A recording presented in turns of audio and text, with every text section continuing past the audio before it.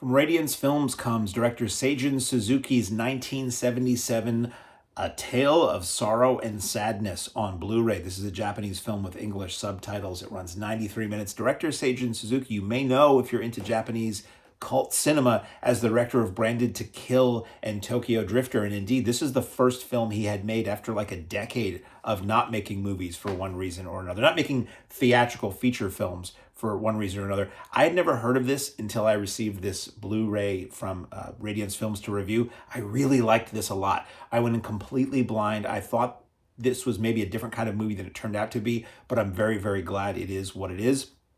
Pardon me while I occasionally glance at my notes. With Yoko, Shiraki, Yoshio, Harada, Masumi, Okada, and a cameo by Joe Shishido, who is the guy with the chipmunk cheeks from the earlier aforementioned films. It is 235 widescreen. This Blu-ray is region A and B, so it will work in Europe or North America. And basically the story goes a little something like this. This reminded me a lot of a movie called Giants and Toys that I saw. I think Arrow has that one out. A company is looking to, an apparel company, fabric company, is looking for a new model to be their spokesperson.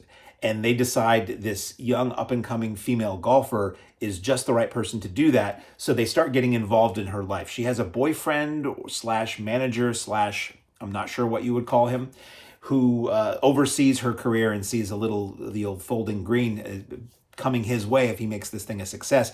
And she is a person who is, good at golf, but they start giving her endless, rigorous training in golfing and training in modeling, and they give her a TV show and they start putting her in ad campaigns, and they want to make her the next big thing solely so that she can model their clothes and that their clothes will be well received. So it's not just like we're going to pick a famous person, we're going to get Gwyneth Paltrow to come in here and hawk our clothes because people like her. It's more like we're going to make somebody to be an idol, and we will then create a celebrity that will hawk our clothes. So it seems like it's a lot of work, but apparently the characters in the film think that it will work for them. So it is a spoof of celebrity and manufactured celebrity and the Japanese idol culture and advertising and TV and all of the above. Beautifully photographed. This transfer is gorgeous on this. The colors really pop and the skin tones look good, which always sounds weird to a normal person, but if you've seen transfers where the skin tones don't look realistic, it's always impressive to me when they do. The story goes in directions I did not expect. It goes in this direction of this weird neighbor lady near where this woman lives. They basically set up our idol character with a nice little house on a hill that's really futuristically designed. It's got a putting green in it, cool sliding doors and partitions, and her younger, potentially troubled brother lives with her, and he lives in this little tree house inside the house. He goes and walks in the house over the little putting green. There's a rope ladder, and he walks up into it, and you just see the ladder kind of get retracted, and he lives in his room is this little box on the wall. It's kind of interesting. Strange and interesting at the same time.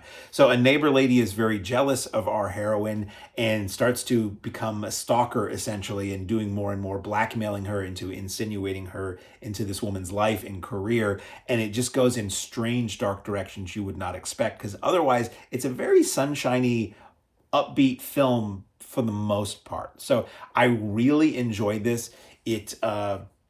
As I say, it looks great, really nicely shot, some very arresting images and editing at times, very funky score. I love 70s funky waka chicka clavinet kind of score, and this movie is lousy with that, and lousy in a good way.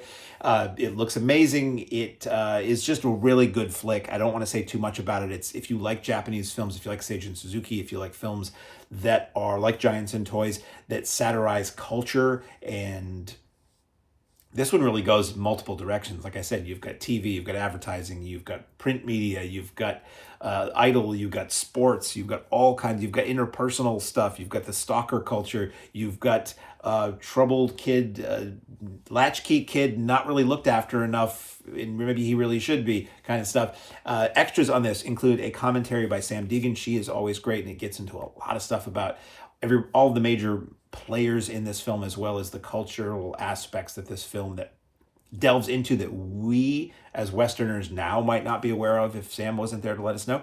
And we have an interview with the editor, which is very cool. Kunihiko Ukai about the film's production. That's 20 minutes. And then you have the original trailer that's 3 minutes. I will show you the packaging The packaging is the typical Radiance packaging that has the obi strip there that, appropriately enough for a Japanese film, can be slid out of the case and not obscure your front and your back there. We have a nice booklet that I literally just read before I recorded this that gets into the film's analysis of the film, but also a little bit of an essay from the person who worked on the film with the director. I'm not going to show you what the reversible cover looks like because it's got a naked lady on it, or partially naked lady on it, but the cover is reversible, and you've got that. And the booklet has really nice production photography. I always like to do this fairly thick booklet. Production photography, some behind-the-scenes photography, and images from this transfer, so that you can see just, how good this film looks. So very, very good package. I would highly recommend this for people who are into slightly off-kilter Japanese cinema. It's not a horror movie. It's not an action movie. It's not a raucous comedy, but it has elements of a lot of that kind of stuff in it.